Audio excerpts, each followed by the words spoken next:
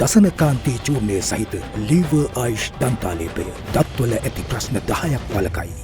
A meeting with the participation of key state and private sector officials was recently held at the Ministry of Finance to raise awareness on the resumption of negotiations of free trade agreements. Speaking at the event, Secretary to the President Samaneka said that Sri Lanka has not been able to tap into the potential offered by the recent innovations in global trade. Therefore, he said, to productively engage that potential, the government intends to operationalize the free trade agreement with Singapore and has taken steps to resume the negotiations of free trade agreements with India, China and Thailand, where foreign direct investments can be largely attracted to channel the benefits to goods and services trade through investment trade nexus.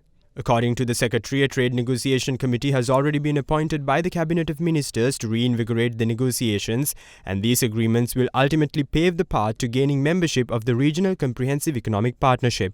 Secretary to the Treasury Mahinda Siriwardana also spoke at the event, emphasizing the importance of leveraging the non-debt creating inflows and diversification of export products and markets. He also mentioned the Budget Proposal 2023 of establishing the International Trade Office, which will deal with all international trade negotiations in the future.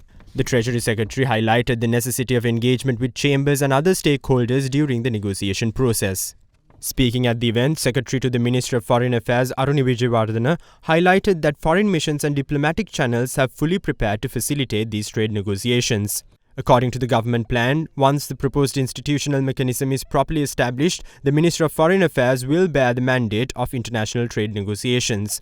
While advocating for the removal of duties on exports, the private sector representatives engaged in the session made a request to utilize these negotiations to address the non-tariff barriers such as certain quota restrictions, various issues on laboratory facilities for testing standards, lack of mutual standards recognition agreements which challenge the routine operations of Sri Lankan exporters.